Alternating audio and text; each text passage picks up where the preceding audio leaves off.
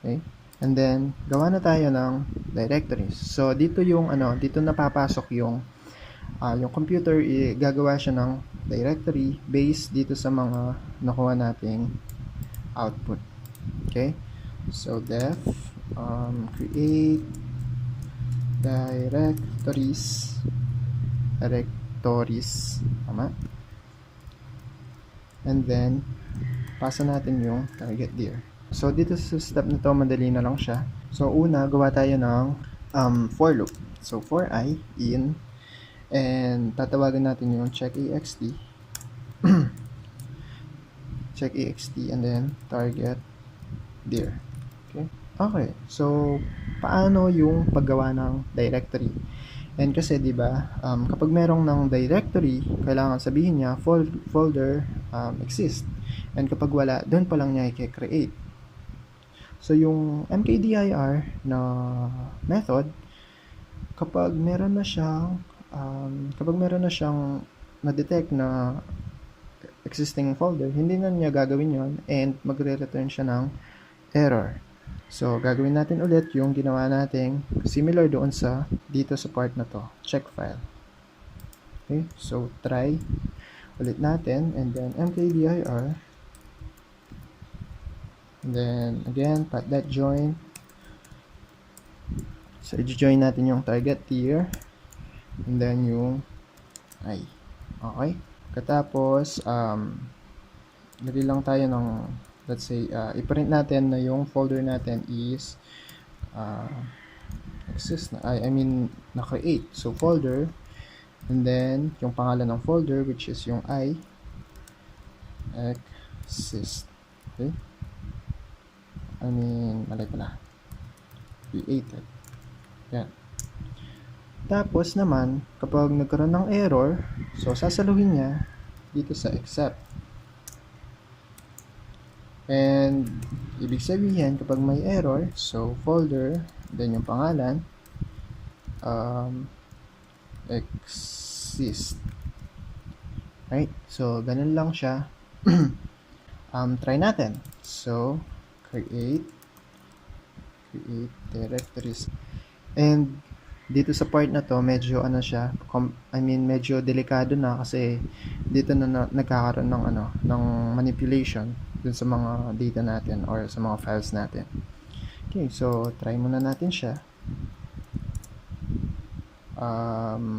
Wait, meron tayong problem. So for I, in.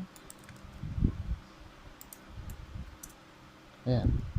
So folder php exist. Okay. So, meron tayong error kasi folder exists. Okay. So, meron tayong error dito. Dapat nasa loob. So, dalawang parameter pala yan. Yung join natin. So, ito and then yung file name. Try ulit natin siya. Okay. Ayan. So, folder php created. JS created, PDF created, and kung mapapansin nyo, hindi niya pinakalaman yung mga existing folders natin. Okay. And dito sa Explorer natin, about.php, so yan yung existing CSS. So meron tayong CSS, HTML, JS, PDF. Ayan. So i-check nyo na lang siya na kung tama yung ginawa nyo. Last step, yung mga file, i-move niya based dito sa mga extension name nila. Okay? So, delete muna natin sila. Gawa tayo ng move files to here. Okay? Tapos, target tier.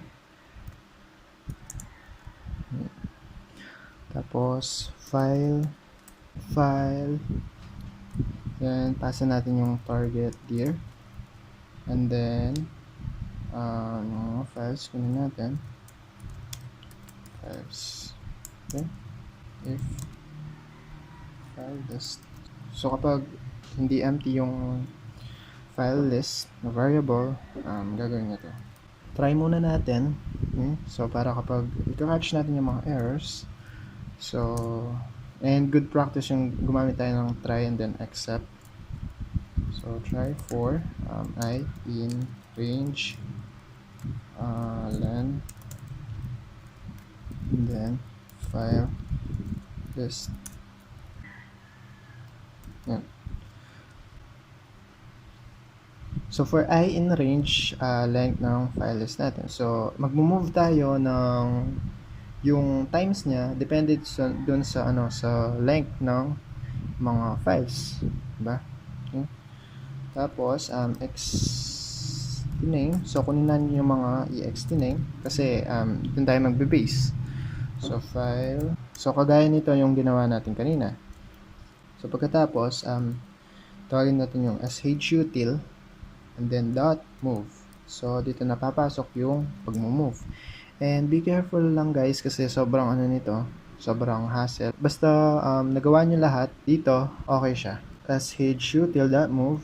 We need two parameters here. So una is yung source. So ito yung from.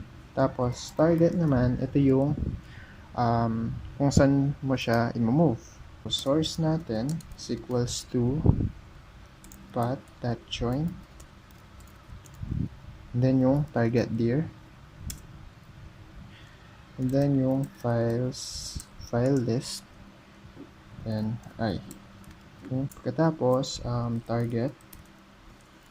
Then this is equals to path.join ulit. And then target dir. And then yung ext name. So yung target natin naman dito yung natin, yung mga na-create na directory. Okay? So, yung target, for example, is PHP. Yung ext name natin is PHP. Okay? Tapos yung target dir natin is yung yung dito sa taas. Yung sa taas, ipapagsama niya yon and yung magiging result is yung target dir slash then yung ext name na PHP. And since nagawa na yon dito sa previous method or step, nagawa na niya, i-move niya na lang. So, yun yung target natin. So, lagyan muna natin siya ng mga log. So, f file and then yung name ng file list, then I, tapos move to ext name kasi dun yung folder, di ba? Okay. So yun na yung yung try natin. So last natin gagawin is yung except and kunin natin yung error. So exception big E exception as E.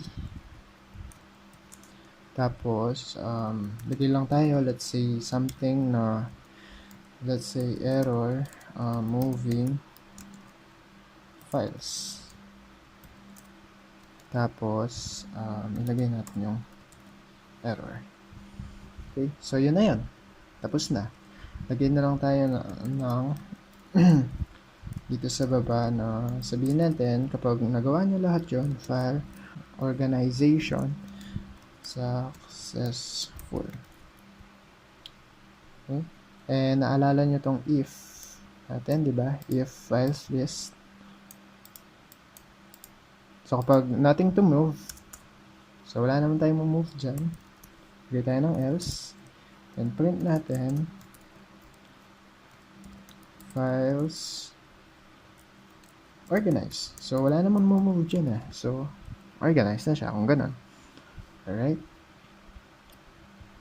so ganun lang siya and ito na yung program natin. So i-test muna natin siya. So move to dir and let's see. Okay, so meron tayong error and files list. So line 51 file lang siya. Okay. And ayan na siya. Okay, so nagkaroon tayo ng problema And as you can see dito sa ano natin, okay, so nagkaroon tayo ng problema. So, tingnan natin dito sa log. So, file about.php, move to PHP. Tama naman. Tama naman sila. Tama naman. Now, nagkaroon tayo ng problem kasi hindi directory yung ginawa niya. Hindi directory yung ginawa niya. Instead, gumawa siya ng files.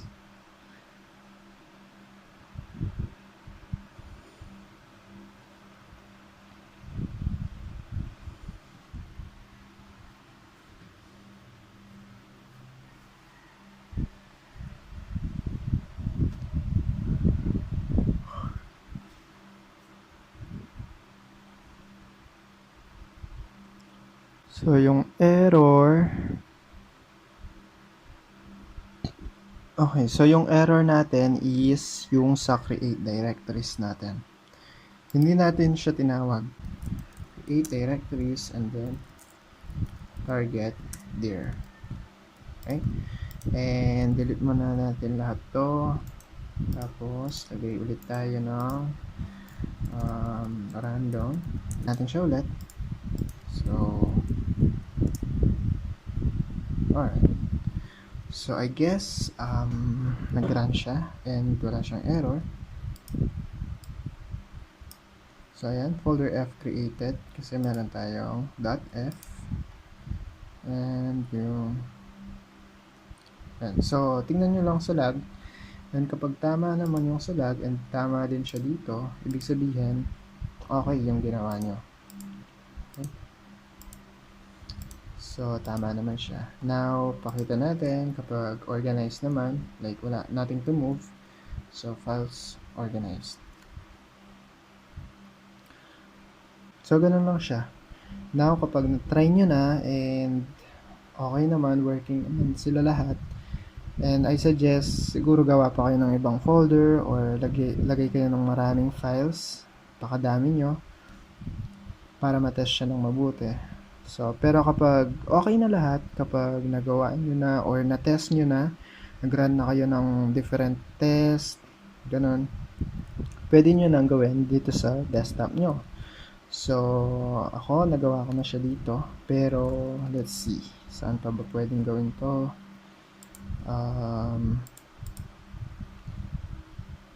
Okay, kasi nagawa ko na din siya sa ibang, ano namin. So, yeah, organized. Mukhang organized naman. So, dito na lang. Dito sa videos. Okay. So, copy lang natin yung link and videos. So, siya. So, instead na desktop, gawin natin siyang videos.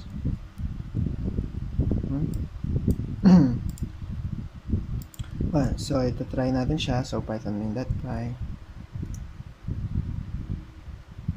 Okay. So, ito yung log and tama naman lahat. Tama naman. Error. So, nagkaroon tayo ng error. And ito yung dito sa MP4 natin. Okay. Kasi masyado siya, kaya siya nagkaroon ng error kasi ito yung OBS file. Ito yung yung nare-record ngayon. Kaya siya nagkaroon ng error. Hindi niya ma-move kasi naka-open siya. So, ganun lang. Hindi na niya nun gagawin yung sa baba pa. Like, PDF hindi niya ginawa kasi nag-false na siya dito or nagka-error na siya. So, ganun lang siya. Siguro pwede nyo pang gawin is, let's say, yung mga MP3, MP4, or M4A, yan. So, sama-sama, like media, diba? Gawa pa kayo ng isang folder. So, experiment lang kayo, guys. Like, for example, yung PDF, yung mga PTT, yan, docs, PPT, yung mga TXT file, ano pa ba, yung mga docs, yung mga ganon, Excel. So, siguro gawa pa kayo ng modify nyo para makagawa siya ng isang folder, and then sama-sama lahat ng mga documents, lahat ng mga pictures. For example, yung PNG, JPG, yung mga yon sama-sama. So, experiment lang kayo. So, yun lang. Palike na lang ng video. Kung okay naman, may natutunan. Pa-subscribe na rin, and thank you for watching. See you next time.